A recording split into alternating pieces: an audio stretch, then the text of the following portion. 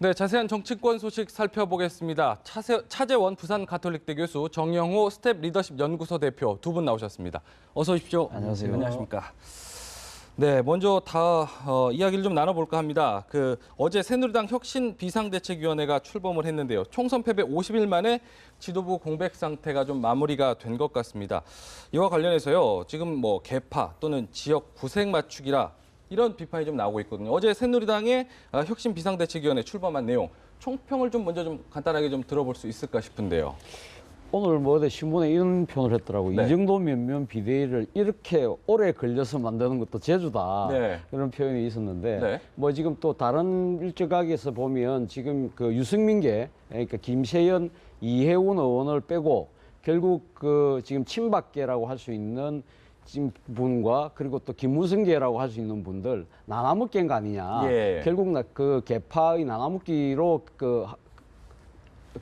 된 것이다. 네네. 그렇기 때문에 사실 지금 이 가임 혁신 비대위라고 하지만 이 혁신 비대위가 제대로 혁신을 할 수 있을 것이냐에 대한 회의가 예. 벌써부터 아주 강하게 있는 것 같아요. 네. 지금 현재 이 사실 지금 개파 간 나눠먹기식의 그 편성 자체가 됨으로써 사실은 이 지금 혁신 비대위가 시한도 짧지만 아까도 제가 말씀드린 대로 혁신이라는 데 방점을 두기보다는 예. 결국은 전당대회 준비에 방점을 두는 예. 그런 무색무취한 하나의 행보를 하지 않을 것인가 하는 그런 좀 비판적인 이 지금 기조가 관측이 더 많죠. 강한 것 같습니다. 예. 무색, 무취라고 평가를 해주셨습니다.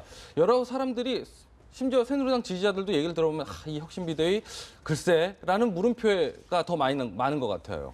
예, 그렇죠. 아무래도 이제 장고 끝에 악수 둔다는 말이 있지만 네. 우선 혁신 비대위원장을 맡으신 분 자체가 이제 그 정치와는 전혀 무관한 예. 그리고 그 정치력에 있어서도 이제 다소 의문이 가는 예. 그러한 부분을 이제 철저하게 이제 관리형으로 가자는 의미죠. 예. 그리고 이번에 혁신 비대위 구성도 조금 전에 우리 차 교수님 말씀하신 것처럼 친박과 김무성계가 나눠먹기식으로 갔다는 것은 지난번에 20대 공천 결과 김무성은 김무성계를 다 살리고 친박은 친박 다 살리는 것과 똑같은 그러한 모습을 보여줌으로 인해서 죄송합니다. 심지어 새누리당을 지지하는 지지자들도 과연 이것이 정말 혁신을 하실 의지가 있는 것인가 하는 의문을 제기하는데 결국은 8월로 예정되어 있는 전당대회를 통해서 빨리 지도 체제를 완성함으로 인해서 대권으로 가야 되지 않겠는가 하는 그런 시간에 쫓기는 결과 나타난 선택이 아닌가 싶습니다. 네네. 지금 이런 가운데요, 혁신 비대위가 해야 될 일이 또 가장 큰 게 무소속 의원들의 복당 문제 아니겠습니까? 이 부분에 대해서도 이제 본격적으로 좀 얘기를 할 텐데 어떻게 좀 전망을 하세요? 그러니까 어제 지금 아까도 말씀드렸지만 어제 혁신 비대위에서 원래 정진석 원내대표가 애초에 꾸렸던 그 비대위에서 이 지금 이제 두 분이 결정적으로 상당히 지금 친박계가 상당히 반발했던 두 분이 빠졌지 않습니까? 그 두 분이요? 예, 이해운 의원과 지금 김세현 의원이 빠졌는데, 그렇죠. 그래서 지금 이제 어제 그 구성 면면을 보고 지금 나오는 그 비판적인 목소리 중에 하나가 결국 유승민계 빼려고 지금 이렇게 지금 결국 친박계가 지난번 전국위를 무산시킨 것이 아니냐 이야기가 나올 정도거든요. 그렇다고 한다면 지금 현재 이 김희옥 체제의 혁신 비대위에서도 결국 하면 유승민계의 의원이라고 일컬어지는 그분들이 빠짐으로써 아무래도 지금 현재 그 유승민 의원의 복당 문제는 상당 부분 시간이 흐르고 난 뒤에 결국 논의가 될 수밖에 없지 않겠느냐. 결국은 아마 김희옥 비대위 체제에서는 아마 아예 유승민 의원을 비롯한 이 복당 문제는 상당 기간 그러니까 아예 논의를 안 하고 넘길 차기에 구성되는 이 그 당 지도부에게 전당대회 위에 그 지도부로 넘길 것이 아니냐 그런 생각이 듭니다. 그러면요 전당대회 이후에는 그럼 가능할까도 싶습니다. 지금 혁신 비대위라고는 하지만 앞서 계속 말씀하시고 모든 분들이 대부분의 사람들이 전망하기를 전당대회 준비를 위한 혁신이란 말이에요. 그런다면 이런 혁신위가 만든 전당대회 이후의 지도부라면 그럼 과연 가능한가? 그 이후에도 사실은 가봐야 하는 문제죠. 왜냐하게 되면은 지금 혁신형 비대위에서 선별적 복당이라는 것은 혁신의 이미지하고는 완전히 다른 것이기 때문에 그리고 차기 대선 구도와 당내 권력 투쟁에 있어서도 마찬가지겠지만은 유승민 의원의 복당 문제는 굉장히 그 현 지도부나 청와대나 여러 여권 권력 내부의 입장에서는 상당히 뜨거운 감자가 아닐 수가 없고 그리고 장기적으로 봐서는 과연 이 친박 중심의 체제를 끌어가는 데 있어서 도움이 될 것인가. 그러나 이제 어떤 의미에서 본다 그러면은 새누리당이 외연을 확대한다는 측면에 있어서는 이 문제를 긍정적으로 검토해 볼 필요가 있지만은 예. 그러나 이제 전당대회에서 체제가 아직 결정이 안 됐습니다. 예. 단일성 집단 체제로 가느냐 아니면 지금과 같은 순수 집단 지도 체제로 가느냐 이거에 따라서 이 문제는 또 달라지지 않겠나 하는 생각도 듭니다. 예, 예. 잠깐 엮기로 좀 세보면요. 사실 뭐 야당도 복당 문제 좀 있지 예. 않습니까? 예. 뭐 김종인 대표 때, 김종인 대표가 총선 때 이제 이해찬 죄송합니다. 이해찬 의원을 정무적 판단으로 공천을 주지 않으면서 좀 배제를 했었는데 이 문제는 혹시 어떻게 될까요? 아마 근데 이 부분도 똑같이 아마 저는 뭐 지금 새누리당과 비슷한 체제로 가지 않을까 싶은데 네. 지금 이제 김종인 대표가 사실은 지금 이제 한시적 대표지 않습니까? 네네. 어차피 8월 말로 지금 결정되어 있는 지금 전당대회 새로운 지도부가 구성되기 전까지는 예.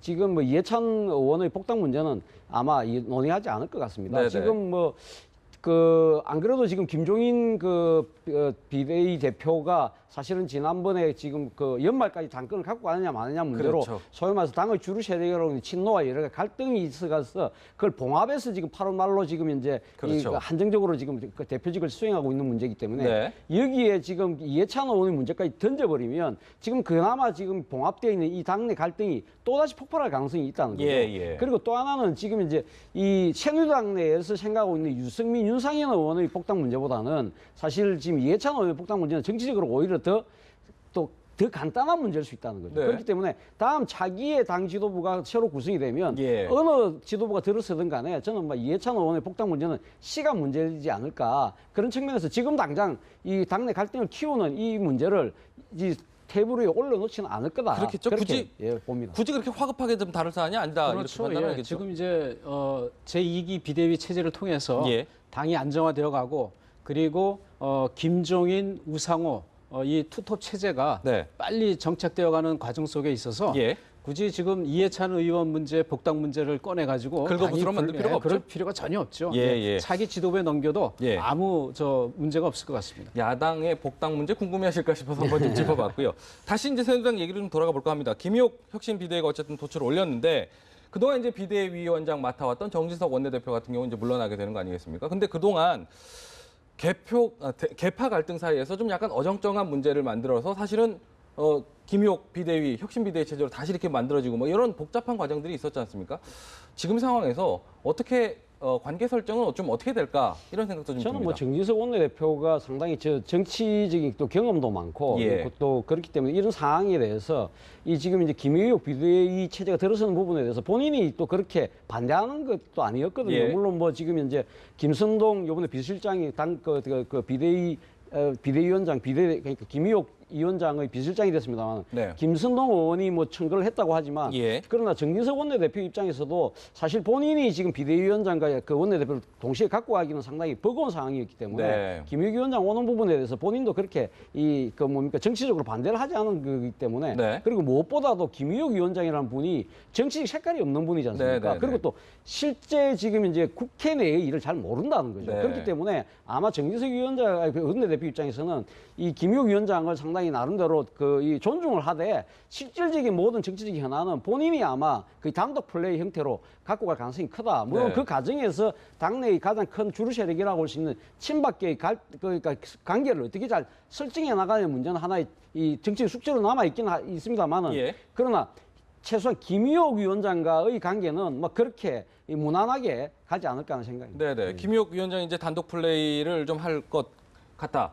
뭐 이런 과정에서 말씀하신 대로 뒤에 어쨌든 계파들이 있기 때문에 그 과정에서 그동안의 과정을 살펴봤을 때 그냥 두 분과의 관계는 괜찮겠다 생각하지만 어떻게 전망하세요? 두 분과의 관계는 뭐 큰 무리 없이 잘 될 것 같아요. 왜냐하게 되면은 김희옥 혁신 비대위원장의 역할이 예. 앞으로 2개월 동안의 당원 당규 개정과 그리고 당 혁신 쇄신 방안 그리고 가장 중요한 전당대회를 준비해야 하는 문제이기 때문에 예. 이 과정에서 두 달 동안에 앞으로 정진석 원내대표의 경우에는 지금 원구성 협상 문제에 이제 앞으로 전념할 수가 있고 예. 그러면서 원구성이 되고 20대 국회의 첫 임시국회 열리게 되면 정책위 의장을 중심으로 한 네. 당의 정책 문제들이 풀어가기 때문에 네. 이 부분에 관해서는 비대위원장께서 크게 네. 관여는 안 하실 것 같고 네. 그리고 본인이 혁신 비대위원장으로서 역할 그리고 전당대회 준비에 최선을 다하기 위해서는 예. 원내 문제에 가서는 깊이 있게 관여를 하지 않을 것으로 보입니다. 예, 예. 지금 보면은 제가 이제 이 질문을 왜 자꾸 드렸냐면 궁금한 게 정진석 원내대표가 현안마다 약간 청와대와 좀 다른 엇박자 난다 이런 평가들이 있어서 혹시 이제 그렇다면 어떤 뭐랄까요? 어떻게 좀 평가를 하실까 싶은 생각이 좀 들어요. 결국 뭐 지금 그 오늘 정부가 발표합니다만 미세먼지 대책 부분에 대해서 사실 정부가 그 경유 부분에 지금 세금을 올리려고 하는 부분에 대해서 예. 이 지금 당에서 반대를 한 거 아닙니까? 예. 강하게 반대를 했는데 네. 그 때문에 아마 결국은 지금 이 정진석 원내대표가 정부가 하는 일마다 지금 사사건건 이제 발목을 잡는 거 아니냐는 그런 우려의 이 목소리가 있는 건 사실인 것 같아요. 예. 그리고 그 앞에도 이 그 임을 위한 행진곡을 사실 저 재창이 아니고 네.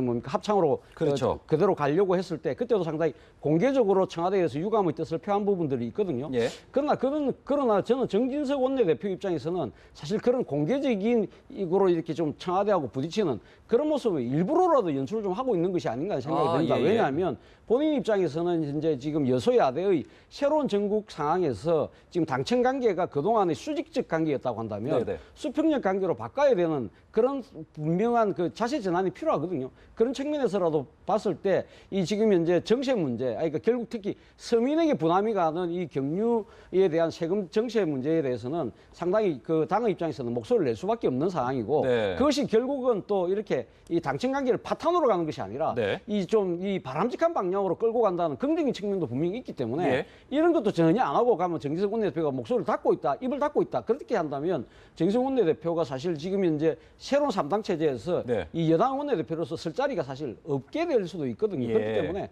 본인은 불가피한 측면이 있고 예. 그런 부분들에 대해서도 아마 청와대나 주류인 친박계에서도 나름대로는 용인한 부분이 분명히 있을 겁니다. 그렇게 예. 문제는 어느 정도까지 서로 타협할 수 있는 지점을 이제 서로가 이 용인할 수 있는 지점을 잘 설정을 해야 되는데 예, 예. 그것이 어느 순간 넘어가는 순간에는 큰 불협화음이 나오겠지만 예. 당장은 뭐 그렇게 이 노골적으로 충돌할 것 같지는 않습니다. 네, 네. 지금 뭐 약간 의도적인 계산된 행보다 계산된 엇박자일 수도 있다 이렇게 예, 전망하시는데요. 물론 그런 이제 가능성도 충분히 있고요. 예. 또 하나는 이제 정진석 원내대표께서 집권 여당의 정치인으로서 활동하는 게 이번 처음이 아닙니까? 예. 그리고 여권 내부 역학 관계에서 뿌리 깊은 어떤 그런 관계 형성이 안 돼 있는 상태이고, 예. 그리고 특별히 이제 박근혜 정부 하에서 정부의 정책적인 입장과 그래서 조율해 볼 수 있는 위치에 전혀 있지를 않았어요. 네. 그런 측면에서 어떻게 보면은 약간의 엇박자라고 하는 것은 조율을 해나가는 하나의 그 과정에 있어서 반드시 필요한 것이고 또 그것이 전략적인 측면이든 아니면은 또 다른 측면이든 간에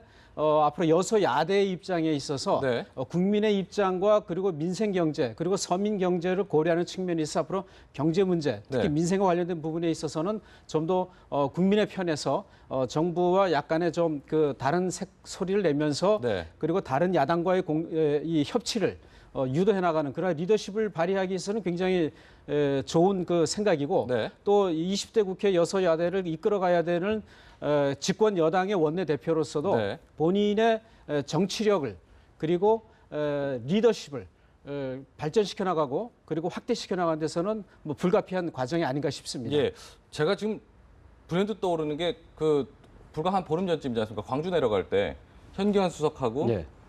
정성 원내대표랑 나란히 서 있었는데 네. 나란히 의자에 앉았었는데 대화를 주고받지 않았단 말이에요. 예. 그런 게 이제 의도적이라면 굳이 그런 관계까지 했을까 싶은 생각도 살짝 좀 드네요. 아니 근데 그건 뭐 지금 두 분의 설명에 의하면 서로 타고 내리는 걸 서로 못 봤다는 거 아닙니까? 앞뒤로 그건 이해해야 앉았지만 되겠습니까? 네네. 앞에 앉았지만 네네. 그러나 뭐 또 그 행사장 가서는 서로 또 아는 체도 하고 했다는데 네. 사실은 그 지금 일각이 놓는 그 이야기에 의하면 뭐 사실 뭐 그러니까 정진석 원내대표가 사실 본인이 그때 처음에 그 비대위를 꾸리고 이 김용태 의원을 혁신위원장으로 했을 때 네네. 사실 그때 청와대나 친박 주류에서 상당히 배신감을 느꼈다는 거 아닙니까? 예. 그런 부분들이 상당히 아마 좀 작용했어. 아마 그런 것들이 이제 그러니까 우연히 연출돼. 잡힌 네.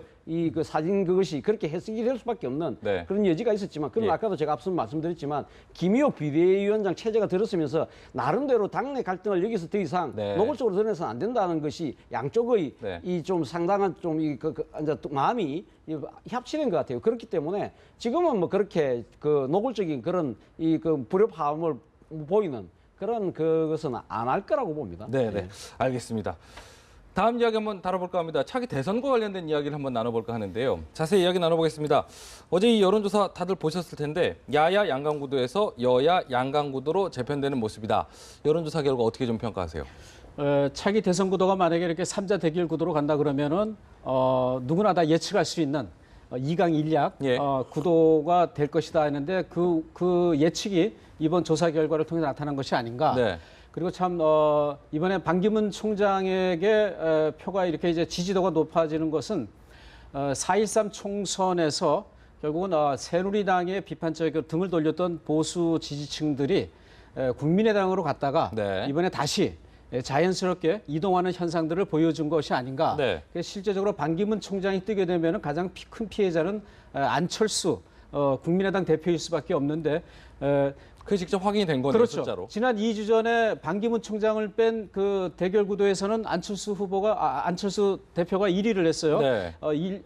0. 몇 프로 차이로 문재인 후보를 앞선 결과가 나왔는데 그리고 이번에 이 결과를 통해서 범여권의 표들이 반기문 지지 쪽으로 돌아서면서 결국은 안철수 대표가 어려워지는 것이 아닌가. 또 네. 우리가 한 가지는 문재인 전 대표는 여전히 친노 중심으로 한 흔들리지 않는 지지계층을 네. 여전히 확보하고 있다는 점을 다시 한번 확인할 수 있는 그런 여론조사 결과가 아닌가 싶습니다. 네. 지금 저 상황에서 문재인 전 대표 같은 경우는 어차피 이제 지금 뭐 의원 신분도 아니고요. 자유로운 신분에서 사실 전국을 돌아다니면서 사실상 대선 운동한다, 대선 선거 운동하는 모양새다 이런 평가들도 있거든요. 이런 상황에서 안철수 대표 같은 경우 좀 불안할 수도 있겠어요. 저는 뭐 근데 지금 여야 양강 체제로 지금 재편됐다고는 아직까지는 보지도 않습니다. 아, 네. 왜냐하면 지금 이제 반기문 총장이 지난주 와서 뭐 5박 6일 동안 지금 뭐 전국을 흔들다시피 하고 예. 돌아가셨는데 네. 뭐 일종의 컨벤션 효과가 분명히 있는 거죠. 네. 있고 그리고 아까도 말씀하셨지만 지금 이제 안철수 대표하고 이미지나 지지층이 겹치는 부분이 분명히 있기 때문에 예. 상대적으로 반사적인 그 불리함을 지금 보기 때문에 안철수 대표의 지지율이 떨어지는 거지만 네. 그러나 지금 반기문 유엔 사무총장은 사실 앞으로 지금 임기가 7개월 남았지 않습니까? 그렇죠. 그렇기 때문에 아마 당장은 다시 또 그 우리 정치권에서 우리가 그러니까 지금 이제 반기문 총장의 행보를 볼 수가 없거든요. 네. 그렇기 때문에 아직까지 지금 이제 여야 양강 체제로 굳혀졌다기는 좀 이른 것 같고요. 네. 뭐 그렇기 때문에 지금 사실은 이 남은 7개월 동안 지금 안철수 대표 마음이 급해질 수밖에 없는 상황이죠. 네, 네. 이 지금 반기문 유엔 사무총장이 돌아오기 전까지 나름대로 자신의 존재 가치를 증명을 해내야 된다는 예. 거죠. 그 존재 가치는 어떻게 증명해낼 것인가? 예. 그것은 지금 새롭게 형성된 3당 체제, 여소야대에서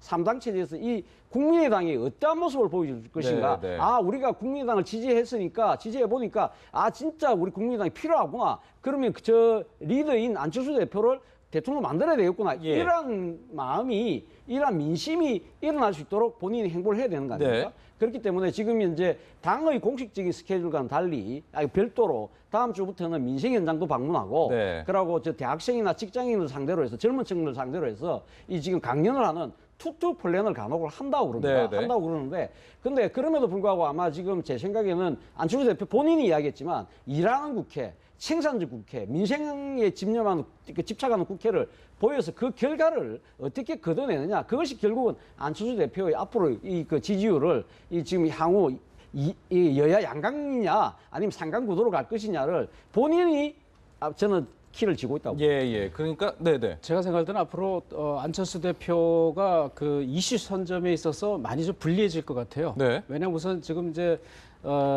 이 여야 간의 원구성 협상 과정에서 보게 되면은 네. 지금 국민의당이 캐스팅 보트를 가지고 1당 2당을 주무르겠다고 했는데 네. 지금 존재감이 지금 많이 사라지는 모습들을 지금 언론에서 볼 수 있단 말이죠. 예. 거기에 대한 돌파구로서 지금 그것과 그리고 이제 지지율이 떨어지는 것은 이 두 가지를 돌파하기 위해서 지금 이제 투어 콘서트를 이제 하고 그러는데 네. 문제는 이제 이 여름이 되게 되면은 7, 8월 달은 새누리당과 더민주당의 전당대회가 이제 예고가 됩니다. 예. 그리고 이런 과정을 통해 가지고 이 양당이 전당대회 효과를 최대한 누리기 위해서 네. 모든 이슈를 이제 선점해 간다는 것이죠. 이럴 때 이제 국민의당이 이제 어떤 위치에서 과연 이슈 파이팅을 할 수 있겠는가 예. 굉장히 좀 어려운 문제입니다. 사실은 예. 이것이 지금 장기적으로 앞으로 여름 정국과 정기국회를 맞이하는 상황 속에서 국민의당이 정말 고민해야 될 이 현실이 아닌가 싶습니다. 네. 지금 보면은 반기문 유엔 사무총장과 좀 지신이 겹치다 보니까 이쪽이 올라가니까 이쪽이 빠지는 그거 있는데 그 부분에 있어서 빠지지 않게끔 내 거를 확실하게 좀 다질 필요가 있지 않을까 그런 차원의 행보가 아닐까 이렇게 좀 전망을 해주셨는데 다른 분 이야기도 한번 해보죠. 여권 주자들도 있지 않습니까? 여권 주자들도 사실 반기문 유엔 사무총장 한번 싹 뒤집어 놓고 나니까 많이들 이제 본격적으로 활동을 좀 시작을 하는 것 같아요. 아까 여론조사 나왔던 걸 다시 한번 좀 보면서 얘기를 좀 듣고 싶은데 그동안 이제 여권에서 1위였던 김무성 전 대표 같은 경우는 저 끝에 가 있습니다. 한 자릿수 3.8% 오세훈 전 서울시장보다 좀 밀리는 지경까지 내려갔는데 요즘에 어제 같은 경우도 이제 단양 구인사 찾아서 의미심장한 말을 좀 했더라고요. 그렇죠. 어제 이 상월 원각 대조사 42주기 예. 이 열반식 추모사에서 이런 말씀하셨어요. 저부터 마음에 쌓인 먼지를 조금이나마 털어내고 예. 맑고 깨끗한 마음으로 다시 시작하겠다. 예. 다시 시작했는데 저는 아마 거기에 상당한 방점이 있는 것 같은데요. 예. 본인 입장에서는 뭐 이 지난번 그 다른 의원들과의 식사에서 그때 19대 마지막 본회의 끝나고 나서 여의도 식사하실 때 모든 내가 죄인이다는 말씀을 하셨지 않습니까? 네. 그래서 나름대로 자성 모드를 쭉 취해왔는데 네. 그렇다고 해서 계속 자수가 우습기에는 지금 상황이 녹록지 않은 상황이지 않습니까? 네. 뭐 지금 이 반기문 유엔 사무총장이 들어오셔서 이번에 대권 도전을 분명히 했기 때문에 사실 본인이 여기서 진짜 정신을 놓아버리면 훅 갈 수도 있는 네. 그런 상황이기 때문에 본인의 지금 현재의 존재 가치를 한번 좀 드러내볼 필요가 있다. 네. 그래서 어제 지금 추모사에서도 다시 시작했다는 이야기를 했지만 그 전날은 또 측근 가깝게 지내는 재선 의원들 모아서 사실 박근혜 대통령과의 자기가 당대표 시절에 이 지금 대화가 소통 잘 못된 부분에 대해서 본인이 물론 책임 있다고 이야기를 했지만 네. 그 이야기를 애둘러서 지금 이제 이 집권 세력, 저기 청와대나 대통령, 박근혜 대통령에게도 상당히 책임이 있다는 식으로 네. 약간 조금 책임을 떠넘기는 그런 식으로 해서 지금 이제 본인이 지금 사실은 지난 2년 전에 이 당대표 선거에서 이 지금 청와대가 할 말하는 당대표가 되겠다 하고 했던 부분을 못 네. 지킨 부분에 대해서 네. 일말은 자신의 책임도 있지만 그것이 청와대에게도 있다는 이야기를 하면서 본인이 좀 지금 여러 가지 책임에서 좀 벗어나려는 예. 몸짓을 분명히 보여주고 있거든요. 예. 근데 지금 이제 앞으로 아마 지금 이제 국회가 개원되면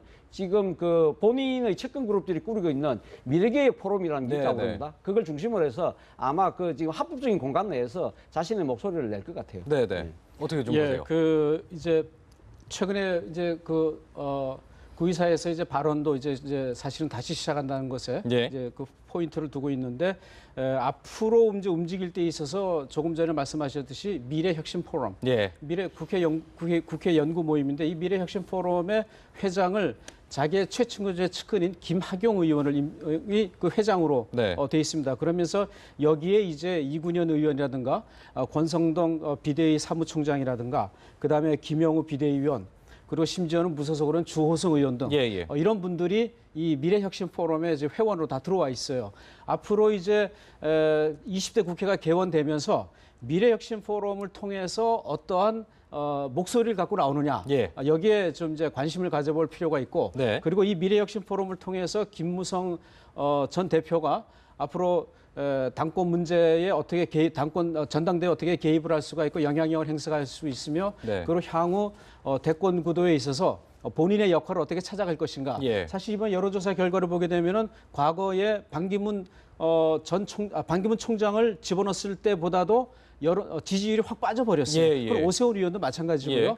그만큼 현재 여권 내에서 반기문 총장을 집어넣었을 경우에는 모든 후보들은 네. 그야말로 영향력을 행사하기 어려운 네. 그러한 수준으로 빠져들어가는 국면이기 때문에 예. 과연 여기에서 자신의 정치적인 입지와 예. 그리고 지형, 공간을 확장해 나가는 데 있어서 이 미래혁신 포럼을 통해서 앞으로 어떻게 펼쳐갈 것인가 예. 이것은 앞으로 좀 더 두고 볼 일일 것 같습니다. 사실 여론조사라는 게 얼마든지 바뀔 수 있고 또 대선까지 아직 1년 넘게 1년 7개월 가까이 좀 남은 상황이기 때문에 그 사이에도 많이 바뀔 수가 있겠죠. 마지막 한 분만 더 질문을 드려보자면 어차피 총선 책임론 계속 얘기하는 와중에 그동안 좀 자명했던 최경환 의원 같은 경우도 다시 이제 활동을 재개하지 않습니까? 그렇죠. 네네. 어제 여의도에서 아마 이 대구 지역 예. 의원들 지금 이제 지금 참석했던 분이 각상도, 윤재옥, 정종섭, 조원진, 추경호 예. 이런 분들이 아마 참석을 했다고 그러는데요. 예. 지금 제가 언급하신 분들이 대표적인 진박이라고 진짜 친박이라고 불리는 분들 아닙니까? 네. 그리고 그 앞서는 바로 하루 전에는 또 경북 지역 의원들 이 지금 이제 김석기, 뭐 백성주, 이만희, 장석춘, 뭐 최교일 이런 의원들하고 지금 또 식사를 하셨다고 그러거든요. 예. 본인의 이야기는 본인이 지난 총선 때 대구 경북 지역 그 선대위원장을 했기 때문에 예. 일종의 이제 이뭐그 지금 그분들하고 당선자들하고 지금 국회에서 이제 개원을 했기 때문에 네. 이제 뭐 여의도에서 같이 식사하는 자리다. 네. 그래서 밥만 먹었다고 이야기를 하지만 아무래도 지금 이제 본인의 그 정치적 기반이라고 할 수 있는 TK 핵심 의원들하고 먼저 이렇게 해동하는 자체는 네. 일종의 나름대로 셰가시 또 나름대로 자신이 정치적 기지개를 켜기 위해 켰다는 네. 하나의 신호탄이 아닌가 하는 생각이 들고요. 네. 문제는 지금 이제 뭐 최경환 그 의원의 그 주로 기반이 이 대구 경북이라는 측면 때문에 지금 이제 아마 대구 경북 의원들하고 먼저 해동하는 모습이지만 네. 문제는 이것이 최경환 의원의 그러니까 리더십이 너무 대구 경북이 지역적으로 치우친다든지 아니면 진박이라는 테두리 속에 갇히는 것이 아니냐. 그래서 예. 그런 부분들을 그런 부정적 이미지를 극복해야 되는 과제도 본인이 아마 이번에 같이 보여준 것이 아니냐는 생각입니다. 같이 안고 있다 이런 평가신데요. 이제 앞으로 한 걸음 더 나가기 위해서는 우선 내 집안 식구들부터 네. 우선 결속을 다짐해 놓고 네. 그리고 현재 앞으로 예상된 8월 초에 전당대회 국면으로 나간다 그러면 지금부터 이제 움직이는 새를 규합하는 예. 어떤 형태로든가 새를 규합하는 활동을 하지 않으면 안 되죠. 예. 그러기 위해서는 아마 이제 지난 총선 때처럼 아마 이제 수도권이든 충청권이든 영남권으로 해서 계속해서 네. 이러한 모임을 조심스럽게 펼쳐갈 것이 아닌가. 네. 이것은 이제 최경환 의원이 이러한 모임을 계속해서 펼쳐나간다 그러면은 네. 8월달에 전당대회에서 당권 도전과 이제 직결되는 문제이고 현재 지금도 오래전부터 정가에서 나오는 시나리오 가운데 하나가 최경환 당대표, 반기문 총장 후보 이것이 현재 여권에서 제시할 수 있는 가장 안정적이고 그리고 가장 파워풀한 카드다. 네. 이렇게 지금 이야기가 나오지 않습니까? 물론 네. 확인된 바는 없지만은 네. 그 구도로 가기 위해서는 당내 입지에서 일단 최경환 의원이 전당대회에서 당대표 경선에 나와서 된다 그러면 그 구도로 가는 것이 이제 우리가 눈으로 볼 수 있는데 예.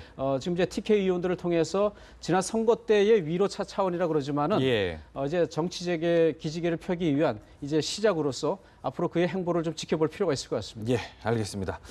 다음 이야기도 한번 나눠보겠습니다. 원구성 협상 소식이죠. 참 답답하긴 한데 이 소식도 허승아 앵커의 설명으로 이야기 먼저 시작해 보겠습니다. 여야가 한 목소리로 외친 협치의 가늠자로 여겨졌던 원구성 협상이 난항을 겪고 있습니다. 원내 수석부대표 간 협상 과정이 삐걱대면서 여야는 서로 내탓 공방을 펼치고 있습니다. 오늘 법사위를 양보하기로 원내대표단회의에서 결정했습니다. 이제 새누리당이 화답할 차례라고 생각합니다. 새누리당은 아예 기자들을 불러 협상 뒷얘기를 공개하는 폭로전으로 맞불을 놨습니다. 이게 무슨 양보입니까? 이게 협치인지 야치인지. 이에 두 야당 원내수석부대표가 같은 시간에 기자간담회를 열고 새누리당의 폭로에 강하게 항의하면서 갈등은 더 고조됐습니다. 협치가 실종된 건 원구성 협상뿐만이 아닙니다.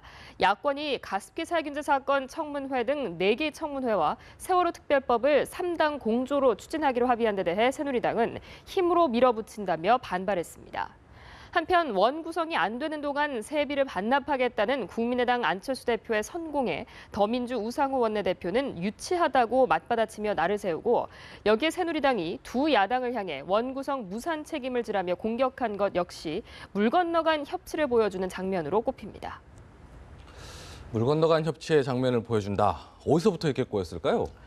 결국 이제 의장을 누가 갖느냐 이런 문제죠. 예. 의장에 대해서는 이제 서로 생각이 많이 다르죠. 네. 그리고 또 이제 협치는 물 건너 갔다기보다도 협치를 가기 위한 진통이 이제 시작이 됐다라는 거죠. 예. 그러한 이러한 원구성 협상의 진통이 없이 어떻게 앞으로 협치가 이루어지겠습니까? 그렇죠? 그렇기 때문에 그런 진통 없이 그냥 협치가 이루어진다면 이게 어떻게 보면 정말 정치적인 바게닝의 가장 그 전형적인 모습이라고 볼 수 있는데 저는 긍정적으로 봅니다. 네. 그런데 이제 이 의장의 문제에 있어서만큼은 이제 참 그 어떤 신의 한 수가 필요한데 예.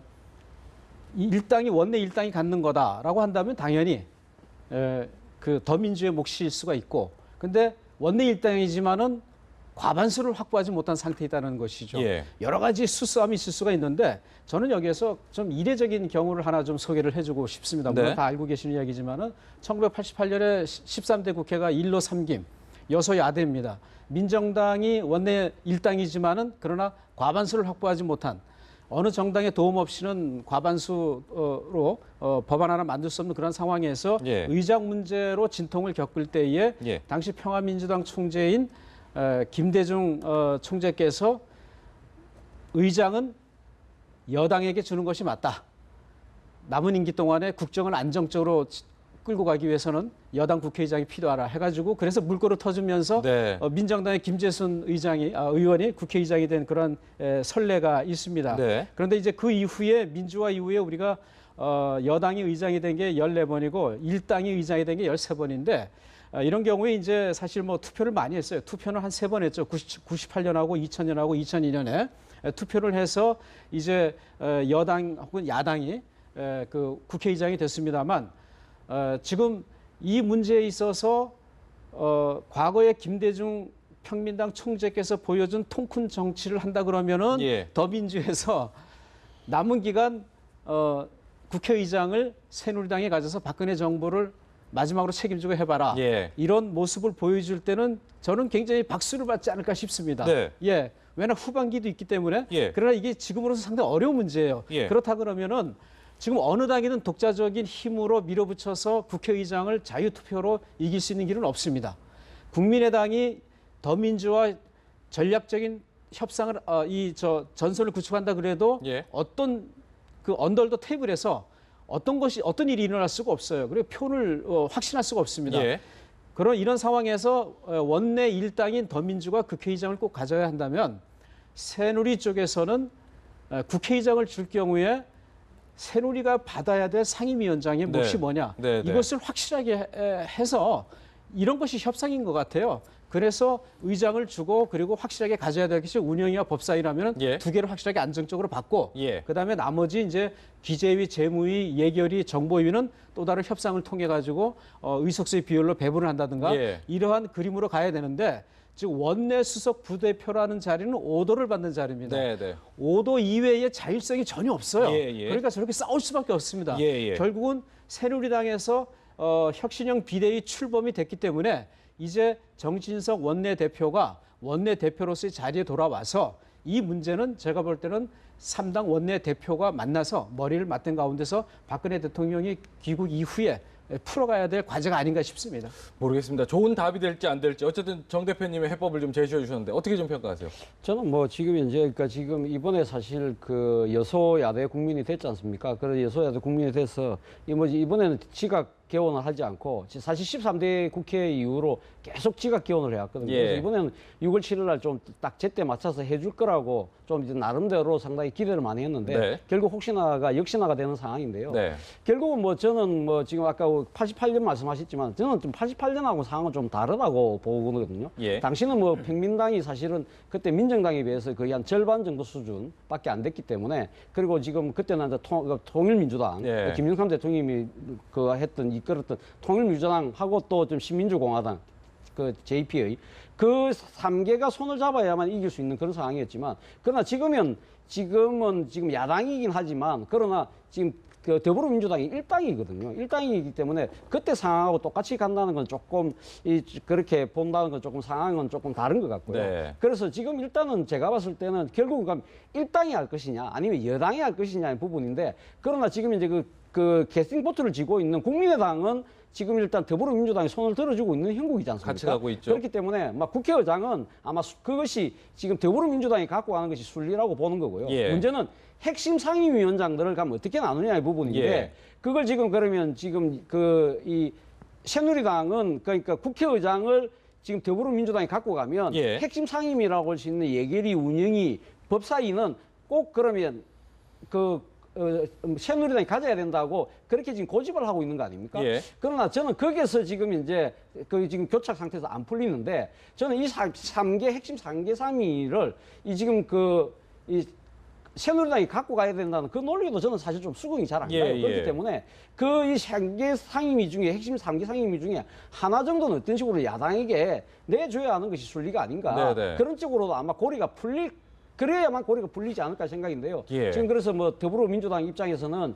지금 이제 콘클라베라고 해서 네, 옛날 네. 교황을 뽑듯이 문그러 잠그고 이 결판이 날 때까지 이야기하자는 건데. 나도 안 나가자 이거죠. 안 나가고 하자는 건데. 네네. 뭐 하여튼 얼마나 답답한 그런 이야기를 하겠습니까만. 예. 그러나 지금 이제 이 새로운 이 신여소야대 상황에서 국민들의 기대감이 크지 않습니까? 예. 그래서 오늘 안으로 만약에 타입이 돼야만 네. 정상적으로 6월 7일 날 국회 개원이 될 수 있는 상황이기 때문에 그렇죠. 오늘 안에라도 좀 이 3당이 좀 머리를 맞대서 예. 좀 슬기로운 해법을 찾아서 새로운 하나 정치의 모습을 보여주는 예. 그런 상황으로 좀 연출을 해줬으면 하는 바람입니다. 그 부가해서 말씀드리면 예. 이제 지금 핵심 상임위원회 3개. 예. 지금 이제 우리가 얘기하고 있는 게 이제 운영 법사 예결위 아닙니까? 예.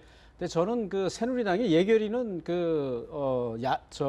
다른 당에게 저도 무난하다고 봐요. 왜냐하게 네. 되면 지금 야대 국회이기 때문에 예. 야당 의원들이 차기 정권 창출을 위해서 자기 지역구 예산을 엄청 가져갑니다. 그러기 위해서는 정부의 예결산 편성에 또는 평가에 인색해질 필요가 없어요. 네. 오히려 본인들의 필요에 의해서 더 많은 예산이 증폭될 가능성도 없지 않아 있습니다. 예. 그런 점에서는 정부가 새누리가 꼭 예결위원장을 가져가야 된다. 거기에 매일 필요는 없고 새누리 입장에서는 지금 법사위가 상원과 다름없고 네. 그래 노동개혁법이든 뭐든 법이 통과된 법사위에서 지금 통과가 돼줘야 되는데 예.